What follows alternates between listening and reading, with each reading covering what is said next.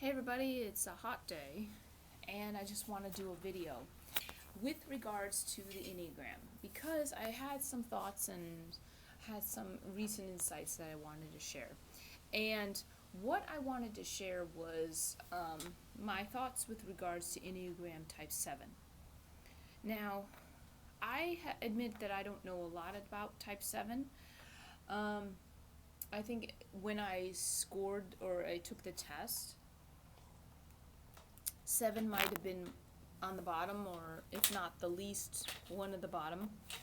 And of all the 9 types, I would say probably 7 is the least I understand. Even, 8s, I've known 8s, and I understand very well the sexual 8. But 7s to me, like if you look at my video where I talk about the common wheel, I say 7s are they're kind of floating or whatever. And I don't necessarily really know I understand them very well. And I admit that because I don't know a lot of 7s, because, in my mind they seem to disappear and they get bored easily and they don't stick around long. I don't think I've had any 7 friends and any 7s in my life have all been sort of like distant relatives. But I recently came in contact with a Type 7 who, this individual, I asked him to take the Enneagram test, and I had thought he was a Type 5 for sure because he had all these nerdy hobbies and he was into all these different things. And I was like, okay, this guy's a 5. And he comes back and he said he scored the highest on 7, and he said he identified with 7 the most. He actually said that he identified the most with 7, 5, and 1. And if you know anything about the Enneagram with Type 7, Type 7s will integrate to Type 5. So when they're healthy, they take on the qualities of a Type 5. And when unhealthy, they take on the qualities of Type 1, the negative qualities. They become nitpicky and ultra critical. And now I've had a boyfriend in my past who was a Type 7. He was an unhealthy 7. And in one of my earlier videos, I don't remember which one it was called, but I talk about not identifying with anyone, how I couldn't connect with him, and I sort of was with him because I thought he would make me normal. And he was your stereotypical frat boy partier type. And this is everything I am not into, but I was like, okay, well, whatever, I guess I'll just go with that. And he's just extremely materialistic and very much driven by his present moment and experience and partying, and this is just not me. And I felt when I was with him, not just empty, but an absolute hopelessness for existence. I felt utterly mediocre, lost, deflated, and invisible. There's no other words to describe it. And I'm a Type 4. This is how I felt when I was with this person. So for a long time, I had sort of I don't want to say a negative feeling about 7s, but I just don't know them very well. I guess I can say I didn't know very many healthy 7s. I knew another 7 who was a douchebag. He was a player. He was a Hugh Hefner type. He liked to just find women and just, flex his muscles, and he thinks this is hot. And aren't I so sexy? And he's bored all the time, and he jumps around from chick to chick. And this is your stereotypical Type 7. And it's sort of the opposite of a 4 in the sense because 4s are very comfortable with sitting with their negative emotions and their sad feelings, whereas 7s push them away. They don't want to hear that. They don't want to hear, they're bored all the time, and they don't want to hear sad, negative feelings. It pulls them down. And they're very experience driven. So this individual that I've come in contact with has, he took the Enneagram and he scored a 7. And it's interesting because after speaking with him, I'm like, holy shit, you were totally a Type 7. and I didn't see it. I thought he was a 5. He says to me, he goes, I have a very addictive personality. And then he says, I have so many hobbies, including baking, computers, Legos, ceramics, old films. I mean, I've lost number of the hobbies he's had. And when he interviewed for this position, I'm giving away how I knew him, but we were all surprised by how we're like, wow, he connected to all of us. Like, he connected to one of us through, he liked computer games and puzzles. He connected through someone else, through, I can't remember, it was something cooking. And then through me, I enjoy old films, which I don't think is a big deal. I'm like, films or not, I don't consider them old films. I just consider them films. But he's like, oh, I love old films. And he started listing Hitchcock and things like that, which he's, under 30. So I was like, wow, this, this is unusual. So we were all like, did he just have everything in common with all of us? It was just kind of funny. And he's a really nice guy. And then, so I asked him to take the test, and he scored a 7, and he admitted to me that he's not very good with emotional, not that he's not empathetic, but he can't, in the moment, offer his sympathy. So in other words, like, if you're saying, I've had a really horrible day, like, someone like me, I'd be like, well, what happened? Tell me. And when you tell me your negative feelings and this sadness, for me as a type 4, I feel a connection to you. I'm like, tell me more. I feel like now we're bonded because we shared this thing.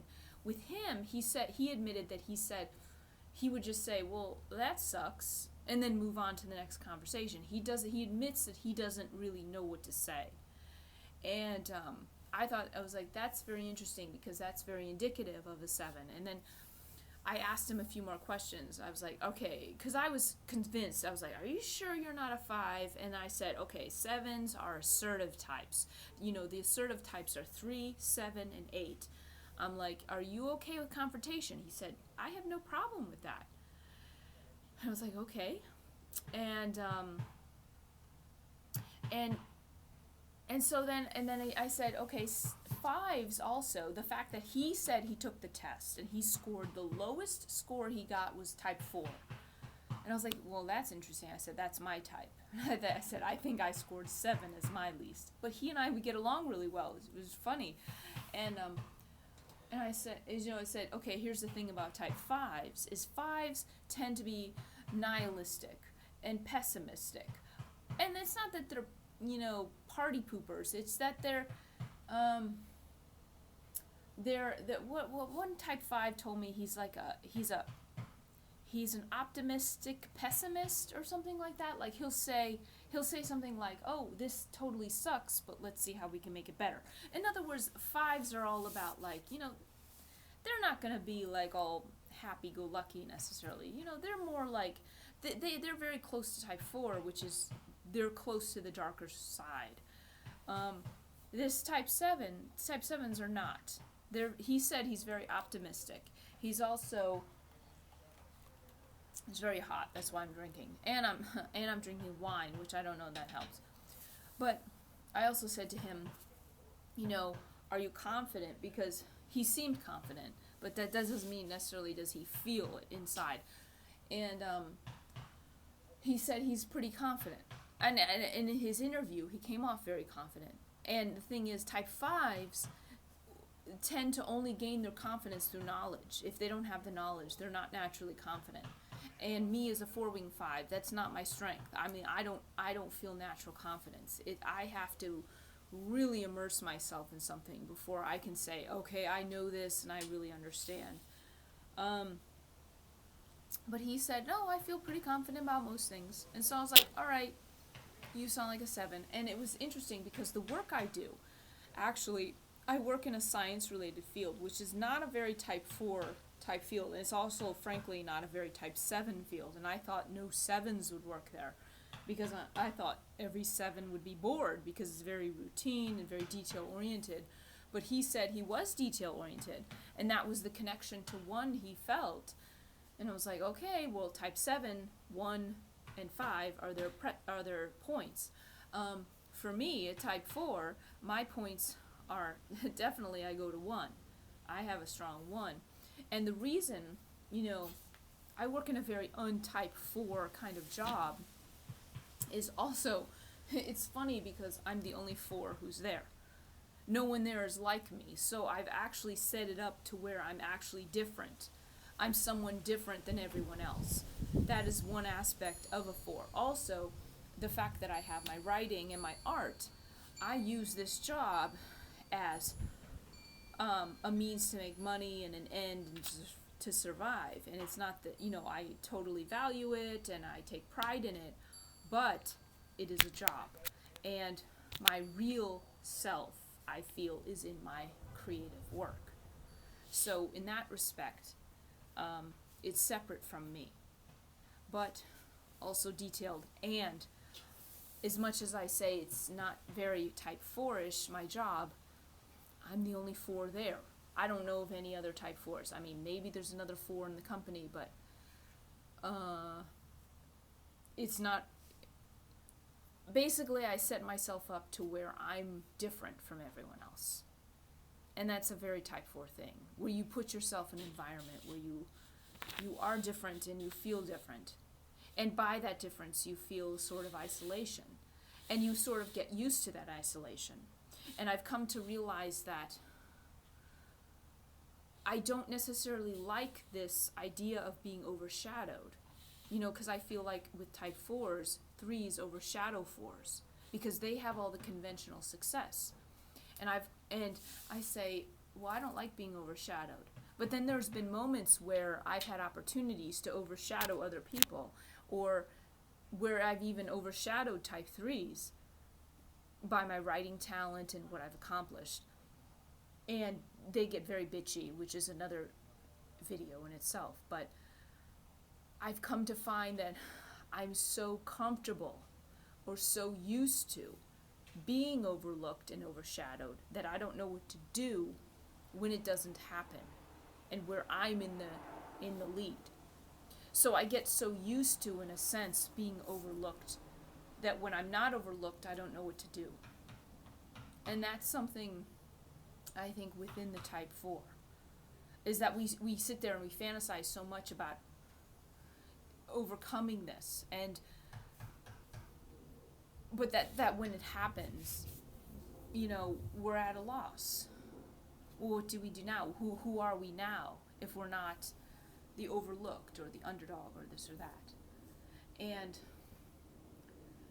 I've thought about this for a while, and that's, they say type 6s fear success, and I don't know too much about that. I have to read more about type 6, but I wouldn't say necessarily it's a fear of success. It's that I'm used to just being overlooked. It's not, it's like just to get the attention is something outside my type because I'm just so used to being overlooked. And I've had to come to that realization in recent times. And I guess that's all I have for right now.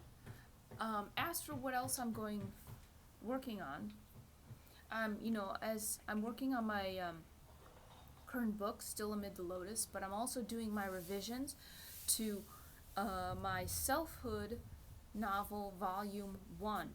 I released Volume 3, it's called Marless, but I'm gonna release Volume 1 in the next month or so.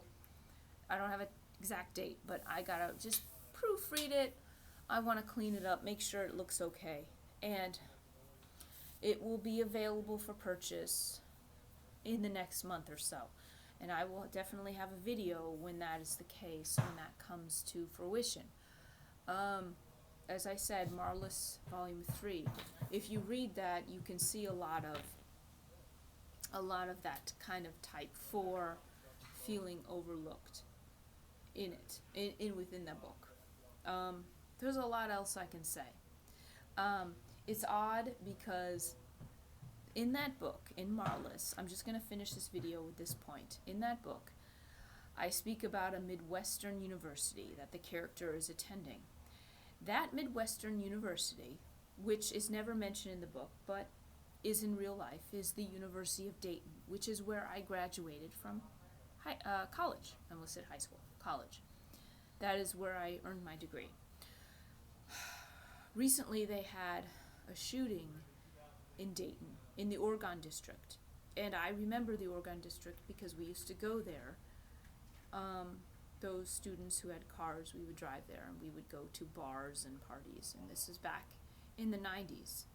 And so, I mean, I don't want to say that hit close to home in the sense that all shootings have impact, but, you know, it affected me. And then the last point I want to make is the mayor of Dayton mayor is Nan Whaley, and I went to school with her.